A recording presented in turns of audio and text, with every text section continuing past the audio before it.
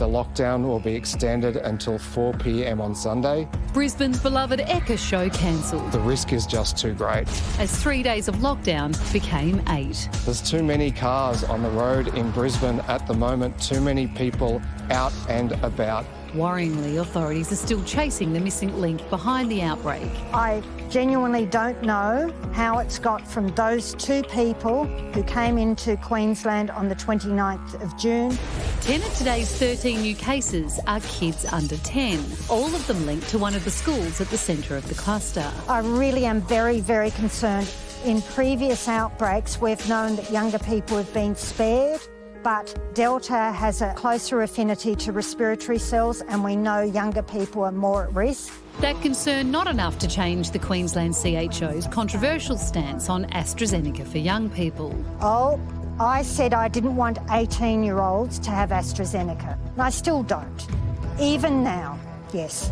In New South Wales, it's a very different message. It's really important for us to get people aged between, that 20 to 40 age group vaccinated as well. The government focusing its attention on under 40s as the state recorded 1 death and 207 new local cases, up to 118 of which were infectious in the community. Younger people are the driver of this through their attendance at workplaces, and they also bridge age groups. So we are also looking at focused vaccination in those high-risk industries to actually target those highly mobile younger workers.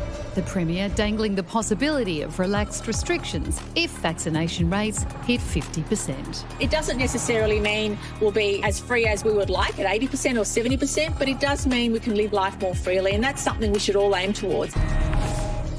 Epidemiologist and World Health Organisation advisor Mary-Louise McLaws joins us now from Sydney. Mary-Louise, let's start with that comment from the New South Wales Premier, this promise of some potential freedoms if vaccination levels hit 50%.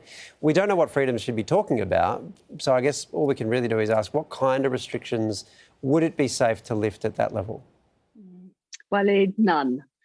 If you're looking at adults between 16 years and over, because that's what the federal government have talked about with their goals, they represent 80% of the total population. So 50% of 80% is 40% of the total population.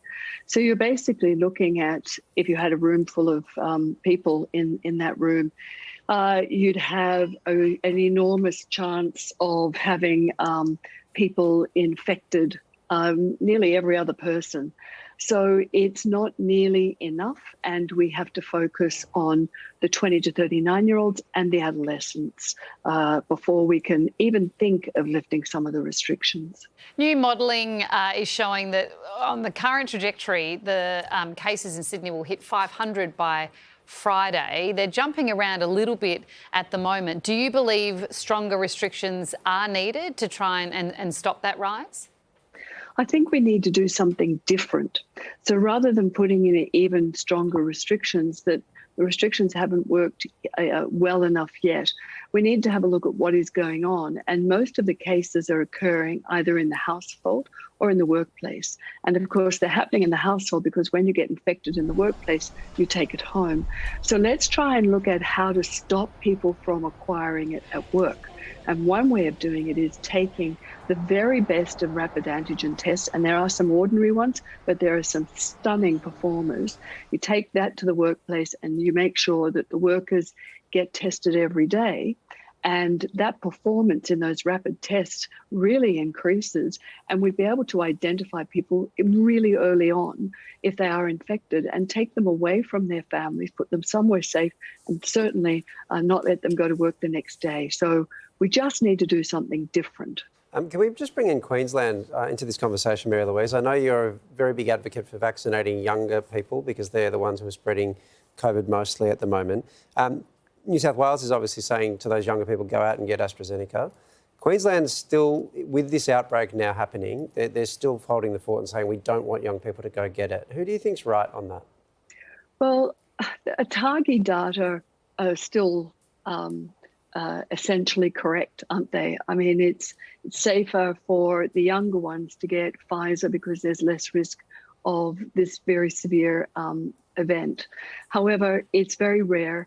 If we had a perfect world, we could then wait for Pfizer. because that only has 21 days between, or 28 at the very most, between the first and the second dose. But we don't have enough Pfizer. So it's a very big decision. But given that this virus has learned how to get around children's immune systems, I would be advising anyone who has an adolescent at school to think about taking AstraZeneca, but I'd prefer Pfizer for the very reason that they get that second dose and that fantastic increase in protection against symptomatic disease. Mary Louise, how concerned are you about the situation in Queensland? Well, Pete, they've gone into lockdown on the third day, which is excellent. So they've learnt from Victoria, they've learnt from New South Wales, where we took far too long to go into lockdown. So that's really good news. Delta has spread within a family and potentially in children and wider into their school friends. So it has a potential problem. But if they can increase their testing, and they need to increase their testing quite considerably, by about 5-fold at the moment, so that they can identify how many people have it, how far it's spread, then they'll be able to get a handle on this. Let's hope so, Mary Louise. Always good to talk. Thanks so much. Stay safe. With so much content online, it's sometimes hard to keep up with it all. And let's face it, who has the time? The Project YouTube has you covered with the stories that matter. Hit subscribe for a daily list of the news that you need to know.